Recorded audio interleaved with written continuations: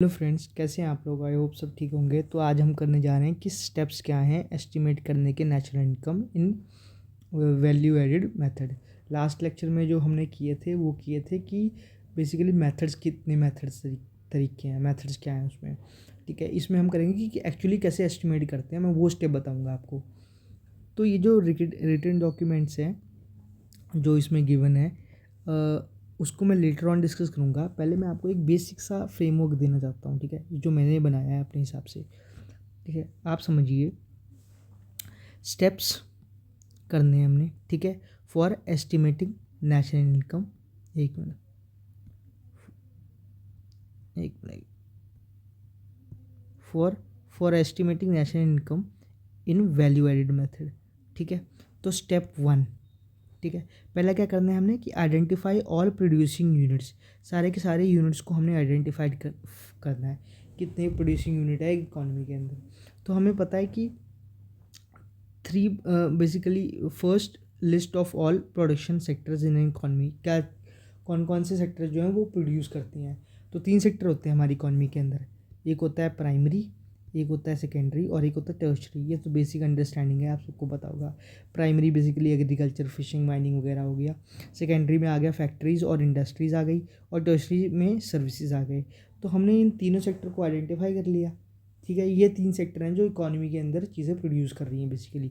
Tertiary services produce कर रहा है, सेकेंडरी भी जो फैक्ट्रीज वगैरह चीज़ें प्रोड्यूस करती हैं, और प्राइमरी में तो होता ही है चीज़ें प्रोड्यूस। ठीक है, दूसरा स्टेप्स पहले हमने आइडेंटिफाई कर लिया। अब स्टेप्स 2 क्या है हमारा। स्टेप 2 है calculate gross value of output. हमें GVO निकालना है, ग्रॉस वैल्यू ऑफ आउटपुट।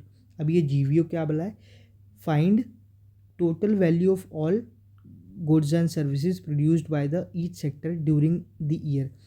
ये जो 3 सेक्टर थे ना, हर एक का हमने GVO निकालना है। GVO gross value output, gross value output, और इसका भी ग्रॉस वैल्यू आउटपुट। तीनों सेक्टर का ग्रॉस वैल्यू आउटपुट हमें निकालना है।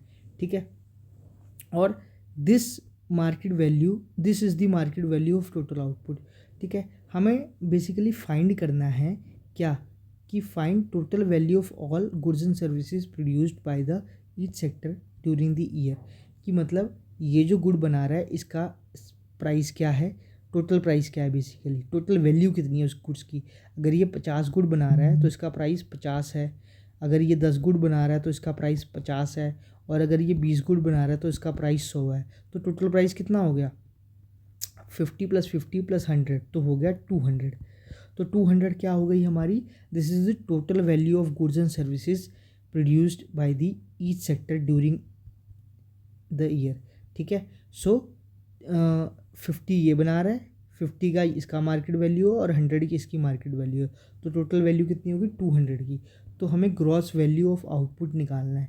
ठीक है, और एक मिनट। ठीक है, सो अगर मैं आपको इसका फार्मूला बताऊं तो GVO इधर इधर लिख देता हूं मैं। GVO का फार्मूला होता है value of sales plus change in stock. Change in stock का क्या मतलब होता है, opening stock minus closing stock. ठीक है, ओपनिंग माइनस क्लोजिंग। ठीक है, ये होता है GVO का फार्मूला। ठीक है, हमने GVO फाउंड कर लिया, ग्रॉस वैल्यू आउटपुट। ठीक है, फिर थर्ड स्टेप क्या है हमारा, third step find intermediate consumption. Intermediate consumption पता करनी है। Calculate the value of raw material and input used in production. जितनी भी इनपुट या रॉ मटेरियल यूज्ड हुई है प्रोडक्शन में, उसकी वैल्यू कैलकुलेट करनी है। जैसे कि रॉ मटेरियल जैसे क्या होता है, एग्रीकल्चर में सीड्स होते हैं, फर्टिलाइजर होते हैं, इंडस्ट्री में रॉ मटेरियल होता है, और सर्विसेज में फ्यूल्स, इलेक्ट्रिसिटी, ये तो खैर इंडस्ट्री में भी होता है।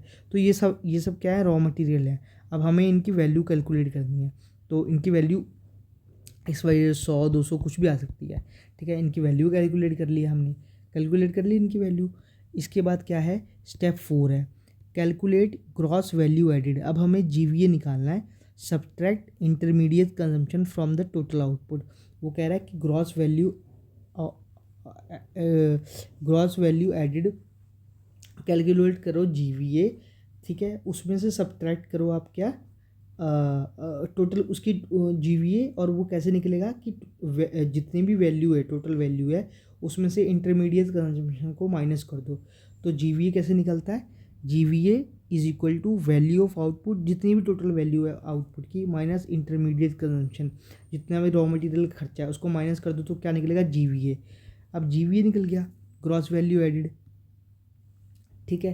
तो अब इसमें से अगर हम डेप्रिसिएशन डिडक्ट कर लें, माइनस कर लें डेप्रिसिएशन, ठीक है, फिफ्थ स्टेप से क्या है, डिडक्ट करना है डेप्रिसिएशन, तो सब्ट्रैक्ट डेप्रिसिएशन, तो नेट वैल्यू एडिड निकल जाएगा। अगर हम जीवीए से डेप्रिसिएशन निकाल दें तो क्या निकलता है, तो क्या आता है, नेट, है ना। अगर ग्रॉस से नेट में चल जाते हैं हम तो क्या निकलता है, अगर ग्रॉस से हम डेप्रिसिएशन माइनस कर देते हैं तो क्या निकलता है, नेट वैल्यू एडिड, जो कि यहाँ पे गिवन है।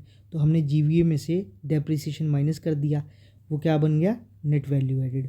नाउ सिक्स स्टेप, ठीक है, कन्वर्ट इनटू फैक्टर कॉस्ट, ठीक है। ये मार्केट प्राइस पे था सारा कुछ, ठीक है, ये मार्केट प्राइस पे सारा कुछ। अब हमें कन्वर्ट करना है फैक्टर कॉस्ट पे। सो ये भी मार्केट प्राइस पे, तो मार्केट प्राइस से जब हम फैक्टर कॉस्ट में जाते हैं तो क्या होता है, आईटी माइनस होता है। तो आईटी क्या होता है, एनआईटी माइनस होता है। तो एनआईटी का फॉर्मूला क्या होता है, आईटी माइनस सब्सिडीज़, ये चीज़ यही बता रही है यहाँ पे, ठीक है। So NVA, net value added at market cost at MP minus IT plus subsidies. So NVA MP से हमें एनवीए एफसी में जाना, तो माइनस एनआईटी क्या होता है, आईटी माइनस सब्सिडीज़। तो ये यहाँ पे साइन चेंज हो गया, इसलिए यहाँ पे प्लस का साइन आ गया है, ठीक है। और सेवन्थ स्टेप, ठीक है, ऐड एनएफआईए। अब हमारा क्या निकल गया, net value added eight factor cost तो निकल गया अभी। अब हमें क्या चाहिए, हमें चाहिए नेशनल इनकम। नेशनल इनकम क्या होता है, बेसिकली एनएनपी होता है एट एफसी, ठीक है। सो एनवीए से हमें एफसी में जाना है, ठीक है।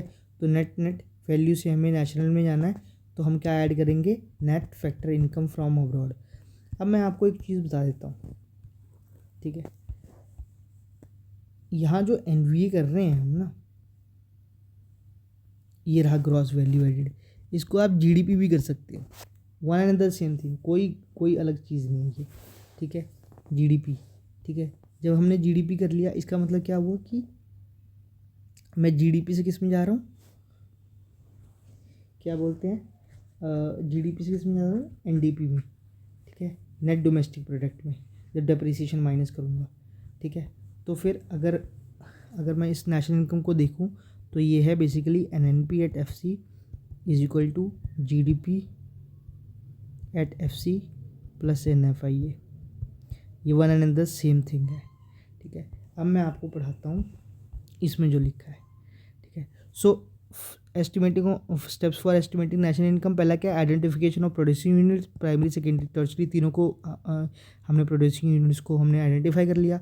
फिर कैलकुलेट जीडीपी और जीवीए। अब मैंने जीवीए कैलकुलेट किया था, उसमें आप जीडीपी कैलकुलेट कर लीजिए, इसमें बात सेम ही है, ठीक है। तो पहले हमने ग्रॉस वैल्यू एडिड या जीडीपी एट एमपी कैलकुलेट कर लिया 3 सेक्टर का, और उसको ऐड कर दिया, ठीक है, और ऐड कर दिया, ठीक है। सो पहले हमने क्या कर लिया, जीवीओ फाउंड कर लिया, जो हर सेक्टर का फाउंड कर लिया था हमने, इस, है ना, हर एक का जीवीओ फाउंड कर लिया, ग्रॉस वैल्यू एडिड फाउंड कर लिया हर एक का।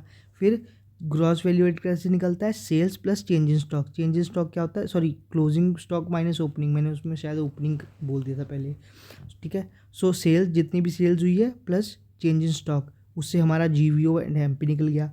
उसके बाद क्या करना है, जब हमारा जीवीओ एमपी निकल गया, अब जीवीओ को हमने किस में कन्वर्ट करना है, जीडीपी एट एमपी में। तो जीवीओ को अगर जीडीपी में लेके जाना है तो माइनस इंटरमीडिएट कंजम्पशन, वही जो रॉ मटेरियल खर्चा था यहाँ पे माइनस हो गया, ठीक है। अब जीडीपी को, अब हमें डोमेस्टिक इनकम निकालनी है, ठीक है, जो कि एनडीपी एट एफसी होती है।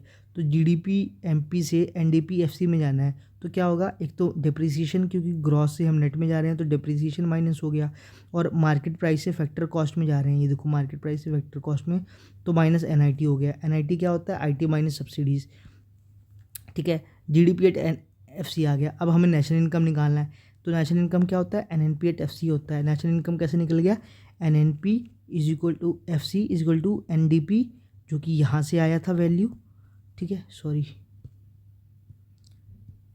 ये वैल्यू यहाँ से आई है, ठीक है। उसके बाद क्योंकि यहाँ पे डोमेस्टिक है तो हमें नेशनल में जाना है, तो जब डोमेस्टिक से नेशनल में जाते हैं तो फार्मूला लगता है NFI है, net factor income from abroad, ठीक है। सो आई होप आपको ये समझ में आ गया होगा step for estimating national income. मिलते हैं नेक्स्ट लेक्चर में, टिल देन बाय।